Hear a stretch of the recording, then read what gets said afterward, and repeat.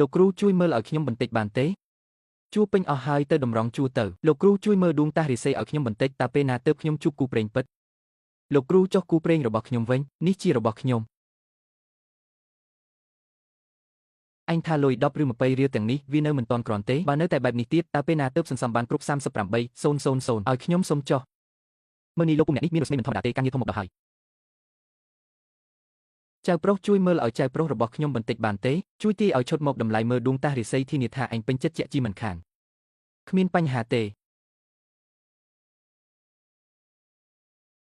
លោកពូចៅប្រុសរបស់លោកគឺជាមនុស្សដែលមានដួងតាសរិស័យឯកោគ្មានវាសនារឿងគូស្រករឡើយអីគេហ្នឹងចៅប្រុសបាយអាចញ៉ាំផ្ដេសផ្ដាស់បានតែសម្ដីមិនអាចនិយាយផ្ដេសផ្ដាស់បានទេអ្នកប្រុសក្នុងផ្ទះខ្ញុំទាំងសង្ហាទាំងពូកែមិនក៏គ្មានវាសនារឿងគូស្រករទៅវិញជឿមិនជឿស្រេចតែលោកចុះ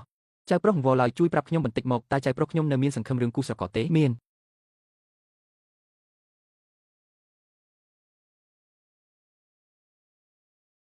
ឲ្យចៅប្រុសរបស់លោកពាក់របស់នេះទៅនេះជាខ្សែដៃនាំលាបជ័យរឿងគូស្រករក្នុងរយៈពេល3ថ្ងៃចៅប្រុសរបស់លោកនឹងនាំសង្សារមកផ្ទះមិនខានមែនទេ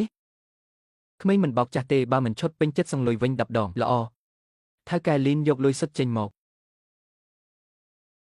ចៅប្រុសលុយមានមិនច្រើនទេតែ2,000យន់ប៉ុណ្ណោះគុំរអ៊ូថាលុយតិចអីបើរបស់ស័ក្តិសិទ្ធិរបស់ឯងពិតជាឈុតមែនខ្ញុំពិតជានឹងប៉ាវបាយឯងជាក់ជាមិនខានបាទលោកតាអញ្ជើញដើរយឺតទៅហើយអ្នកណាដែលមិនចង់ងាប់គេចេញឲ្យអស់ទៅចៅប្រុសពូកែខាងកញ្ញានេះណាមែនទេអញ្ចឹងសាក់កញ្ញាមើលតើអាចរស់រៀនមានជីវិតឃើញពន្លឺថ្ងៃស្អែកដែរឬទេលោកគ្រូពួកឯងមើលអសរមិនយល់ទេមែនទេកន្លែងខ្ញុំនេះទូទីតែរឿងគូស្រករទេនេះគឺជាហ៊ូខ្មៅនៃបនទំនើងហ៊ូខ្មៅជាអ្នកគុណកម្រិត3ឬថាមានសមត្ថភាពខ្លាំងពូកែណាស់មួយកណ្ដាប់ដៃអាចវាយកោព្រៃស្លាប់បានពួកវាមានអាវុធបើមិនអីទេពួកយើងដកថយទៅដកហើយកាត់ផ្លូវរកស៊ីគេដោយសម្រាប់ឪពុកម្ដាយគេអញ្ចឹងពួកវាដេញមនុស្សរត់អស់ហើយត្រូវតែមានការពន្យល់សម្ហេតុផលឯងចង់បានការពន្យល់ពីបងហ៊ូរបស់ខ្ញុំមែនទេនៅទីក្រុងលើឈឹងនេះសម្ដីរបស់បងហ៊ូគឺជាច្បាប់អោនប្រុសអ្នកប្រុសធំលីឲ្យលុយពួកយើងដើម្បីទិញជើងទាំងពីររបស់ឯងបើដឹងខ្លួនលាតជើងចេញមកឲ្យខ្ញុំវាបំបាក់ទៅត្រឹមតែជាអង្គរៈកំពេចកំពុកម្នាក់សោះក៏ចង់ប្រជែងជាមួយអ្នកប្រុសធំលីដែរមែនទេហ៊ានមកដណ្ដើមស៊ូម៉ាន់ស៊ីពីក្រុមហ៊ុនស៊ូស៊ីគ្រប់អាស្រ័យលើពួកឯងប៉ុន្មានអ្នកដែលជាកាកសំណល់នេះមែនទេអោនប្រុសខ្ញុំដឹងថាឯងមានសមត្ថភាពខ្លះដែរប៉ុន្តែអ្នកដែលមកថ្ងៃនេះសុទ្ធតែជាអ្នកខ្លាំងប្រចាំបន្ហូខ្មៅរបស់ខ្ញុំទើបតែកញ្ញាអំបញ្ញមិញនេះថ្ងៃនេះពួកឯងមានគ្រោះថ្នាក់ដល់ឈាមជ័រហើយគ្រោះថ្នាក់ដល់ជីវិតហើយនៅតែមករឹងទៀតតើអ្នកណាឲ្យប្រកាសដែលមានគ្រោះថ្នាក់ដល់ឈាមជ័រថ្ងៃនេះខ្ញុំចង់ដឹងណាស់បងប្អូនទាំងអស់គ្នាចាត់ការវាទៅបងកាងលោកគ្រូអញគ្រាន់តែប្រមូលលុយទៅបានហើយវាឲ្យងាប់ទៅអោនប្រុសអញហ៊ានធ្វើបាបបងប្អូនបន្ហូខ្មៅរបស់ខ្ញុំផងមែនទេថ្ងៃនេះខ្ញុំនឹងសម្លាប់ឯងដោយខ្លួនឯង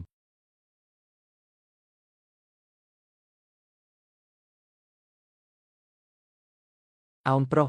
មើលទៅខ្ញុំពិតជាមើងងាយឯងពេកហើយវិវរហើយហ៊ូខ្មៅហ៊ាបនឹងប្រើក្បាច់ពិតប្រាកដហើយ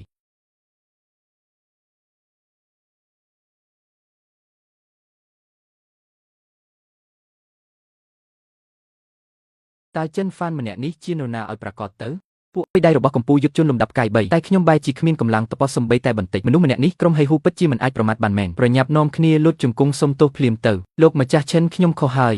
សូមមេត្តាលើកលែងជីវិតខ្ញុំផងខ្ញុំត្រូវបានលីប៉ាវញុះញង់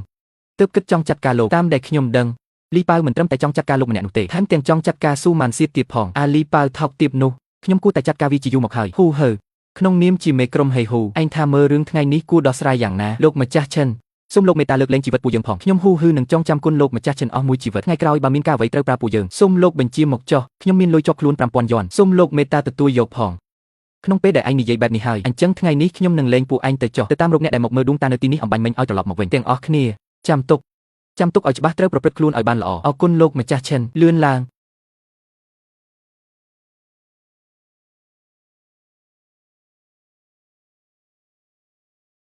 គ្រូគ្រាយជួយមើលដួងចតារាសីឲ្យខ្ញុំផងបានទេបានតើទទួលយកទៅសិនទៅ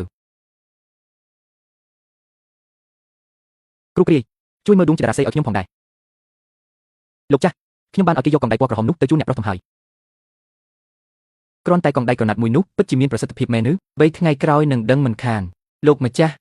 យុវជនម្នាក់នោះនៅថ្ងៃនេះមិនធម្មតាតតែសោះដោយកម្រិតធ្វើដៃជាយុទ្ធជនលំដាប់កាយ5ដូចជាខ្ញុំក៏នៅតែមើលគេមិនធ្លុះដែរឯងនិយាយថាអីអញចង់មានន័យថាធ្វើដៃរបស់គេខ្ពស់ជាងអញទៅទៀតមែនទេធ្វើដៃរបស់18,9លោកតាបើតាមខ្ញុំមើលទៅទោះបីជាមនុស្សម្នាក់នេះក៏មិនអាចជួយទិញដួងស្នេហ៍របស់លោកប្រុសទៅត្រឡប់មកវិញបានដែរត្រកូលហ៊ូរបស់យើងក៏មិនអាចទៅប៉ះពាល់គេបានដែរបើនិយាយបែបហ្នឹងខ្ញុំបែរជាគិតថារបស់ការពីដែលកូនកំលោះម្នាក់នោះច្បាស់ជាអាចប្រើការបានពិតមែនគ្រាន់តែកាលនោះសប្បាយចិត្តពេកក៏ភ្លេចសុំលេខទំនាក់ទំនងទុក លោកតាមិនបាច់បារម្ភទេខ្ញុំសង្កេតឃើញមនុស្សម្នាក់នេះស្លៀកឈុតអង្គរៈដែលកម្មមកធ្វើពិសេសពីស៊ូស៊ីគ្រប់សាស្គ្រូគឺជាអង្គរៈផ្ទាល់ខ្លួនរបស់ស៊ូម៉ាន់សៀស៊ូមែនឆូចង់រកព័ត៌មានពីគេមិនពិបាកទេគ្រាន់តែជាអង្គរៈតូចតាចម្នាក់បែរជាមានអាថ៌កំបាំងជ្រាលជ្រៅដល់ថ្នាក់នេះធ្វើឲ្យមនុស្សមិនហ៊ានមើលងាយពិតមែនហាហាអ្នកស្រីស៊ូលេខាលីន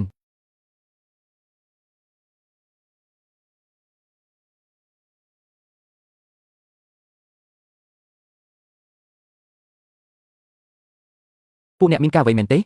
អ្នកស្រីស៊ូលេខាលីនបើមានការអ្វីអាចប្រាប់ខ្ញុំបានសម្លឹងមើលខ្ញុំបែបនេះគួរឲ្យខ្លាចគួរសំដែតើឈិនហ្វានកាលពីម្សិលមិញអ្នកនឹងចៅកាំងបានទៅឆ្លោះគ្នានៅជាន់ក្រោមពាក្យចាំអារាមល្បីពេញក្រុមហ៊ុនយើងទៅហើយរឿងនៅខាងក្រោមមនុស្សពេញមួយអាគារដឹងរឿងអស់ហើយគេនិយាយគ្នាថានៅក្នុងក្រុមអង្គរៈរបស់ស៊ូស៊ីគ្រប់យើងមានទេវតាចាប់ជាតិមកកើតម្នាក់ទីគូប្រេងដែលគួរតែប្រប្រាស់ឲ្យត្រឡប់មកជួបគ្នាវិញយ៉ាងស័ក្តិសិទ្ធិរឿងចំណងនិស័យនេះបែរជាបួសរហូតដល់សម្រេចខ្លាចជាសៀនទេវតាអ្វីដែលពួកគុំនិយាយក៏មិនខុសដែរថ្ងៃនេះខ្ញុំមកជាមួយអ្នកស្រីស៊ូគឺដើម្បីមកមើលឲ្យឃើញនឹងភ្នែកថាតើមានទេវតាស័ក្តិសិទ្ធិដូចដែលគេល្បីពិតមែនឬអត់លេខាលីនអ្នកនឹងគូស្នេហ៍របស់អ្នកតប8